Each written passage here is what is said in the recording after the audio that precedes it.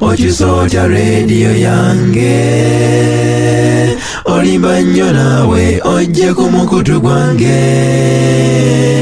ze mpuliriza radio emu eyogera ebinnyumira 9.6 Royal Farmer. Oli kukinda katanyeze mukaaga Royal Farmer.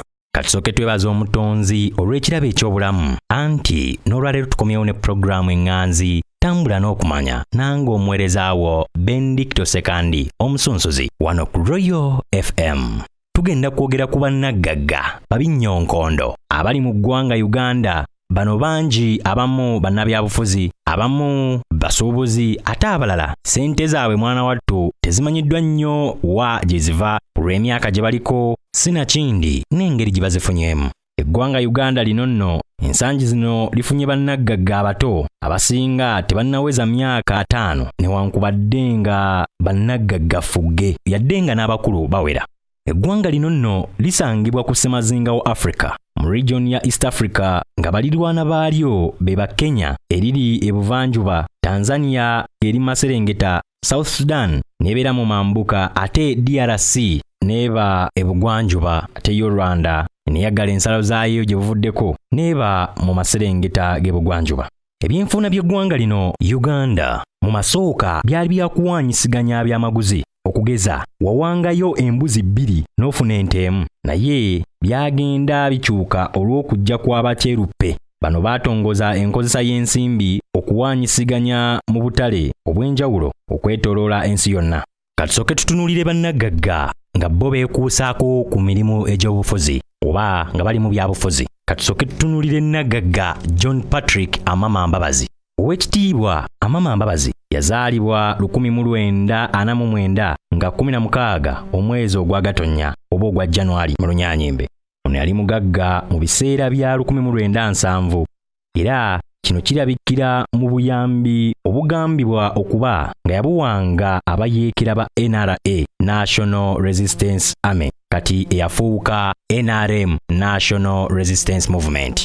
Kwe yava okuyitibwa owekitiibwa yaweereza abantu b'e Kinkinzi West Constituency esangibwa mu district y'e Kanungu okuva nga 1996 mpaka 2016 bwe yalangirira nti agenda kujja ku bukulembeze bw'eggwanga.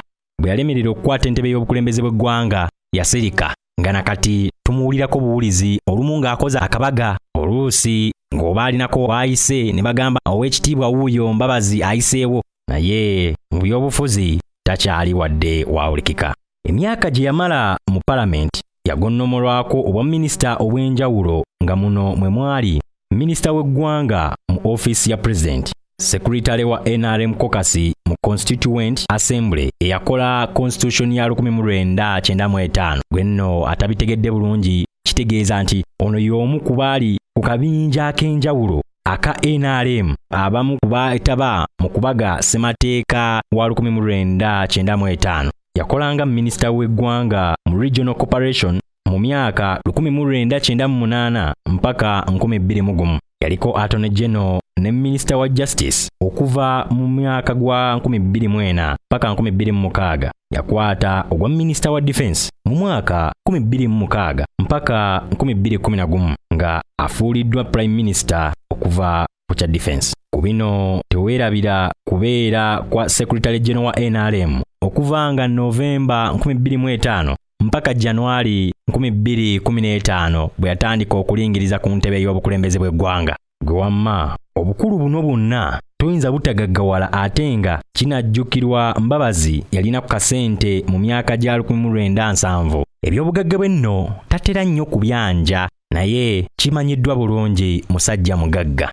Kuno nno kwe tugenda okujjirayo Captain Mike Mukula mu bujjuvu ye George Michael Mukula. Ekiyisa Nagagga ono Captain lwa bukugu bwe okuvuga ennyonyi nga yatandikira mu Eagles Air. Captain Mike Mukula munnabyabufuzi nga yakiikirirako Soloti Municipality okuva 2001 mpaka 2016 mu Parliament ku kaada ya NRM. Yali State Minister w'ebyobulamu okuva mu 2001 okutuuka 2006.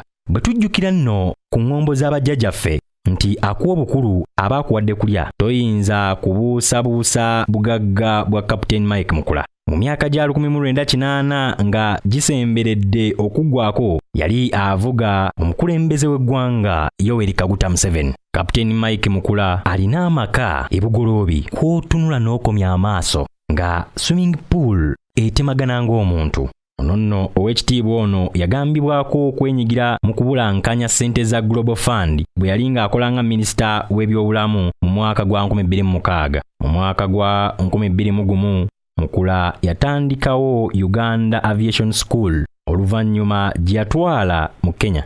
Essomero lino litendeka Airline Customer Care Management, Aviation Security Awareness, Global Distribution Fair and Ticketing n'ebirala. Kakati nno bw'otunuulira ebintu ebyo byonna ate nga ssente kimanyiddwa Captain Mike Mukula azirina, gwe wamma toyinza butavaayo kusunirako ku bannayuganda banno wamu n'abantu abalala bategeera olulimi lwaffe luno mwe tuyise okukola ennyo. Mu bano nno tugenda kutunuulirako n'abaana abato oba bannagagga abato abamu nga bazze tetumanyi bazze batya oba ebyobugagga byabwe byekuusa ku ki olw'emyaka gwe baatandikira okufuna ebyobugagga bino. Naye ku lwakadde tugenda kutandikirawo olunaku oluddako nga tujja kukulaga abagagga abato abeekoledde ensimbi mu ggwanga Uganda. Weebale kwekumira ku mukutu Royal FM nange omuweereza wo Bendicto Sekandi omusunsuzi. Tulinde oluddako. Olimba okisoota radio yange, olimba nnyo naawe ojje ku mukutu gwange. Ze mpuliriza radio emu eyogera ebinnyumira, 9.6 Royal Farmer. Oli ku 9.6 Royal Farmer.